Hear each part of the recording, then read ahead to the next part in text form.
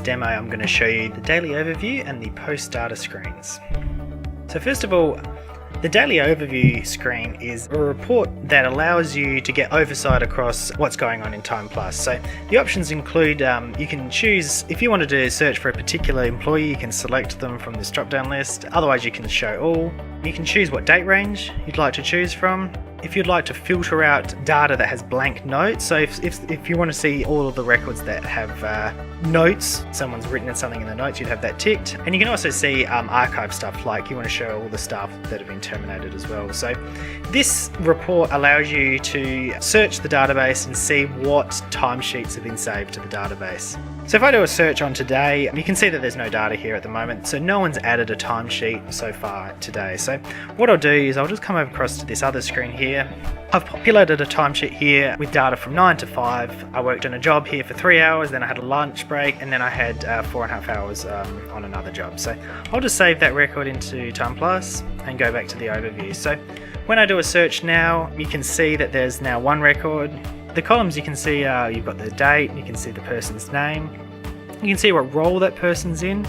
You can also see things like what the actual start time is. So in this case, I was adding it via the full entry method. So the full entry method allows me to change and manipulate the start time. So obviously at the moment it's not 9 o'clock in the morning, it's in the afternoon. And this shows you that I'm obviously adding it in the afternoon, but in reality I did start at 9 o'clock this morning. So then you can see the start time, you can see whether or not a lunch break was taken that was not standard, and then you can also see an actual end time, but that's only if you use the scan on and off page on the off side of that.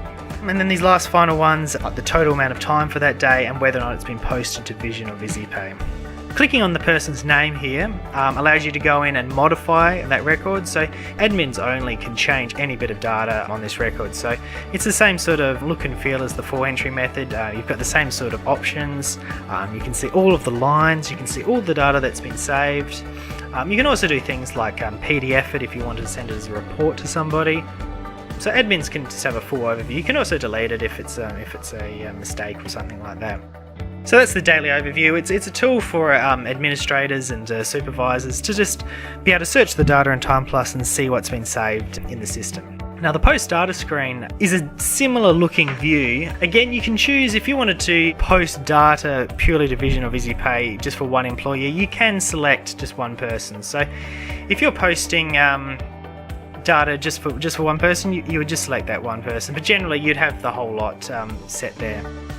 The start and end time, that's important for things like pay runs and whatnot. So most people might work on something like a 2-week schedule or a 2-week pay run. The default here is a 2-week range, so by default this will show all of the records in the last 2 weeks that have not been posted to either VisiPay or Vision. So you can show all of the outstanding records that need to be pushed to those business systems. But the user can change these dates and put whatever they like in there. You can also filter things like the date range based on their creation date. So rather than the date they actually worked on, you can actually filter by the date that the record was created. So if someone was going in there and adding these records a day late or something like that, and you want to filter the records based on that value, you'd have this box ticks. You've also got a cutoff date, so if you wanted to cut off records that are late, so again if someone's adding a record a day late or something like that, you can set a cutoff date, say beyond this time we don't want any records to show up.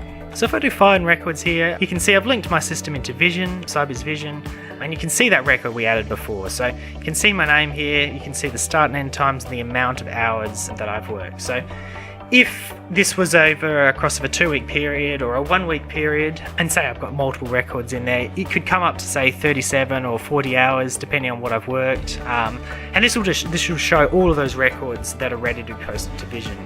From this page you can also click on the person's name and you can do modifications as well. So this is another screen where you can go just prior to the posting to the business system.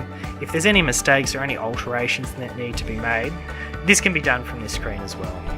If you're happy with all the data here and say you've reviewed every employee that's come up in this list and made sure all of their hours are correct, you can just skim through it and make sure there's no mistakes and you're ready to send that into Vision or VisiPay.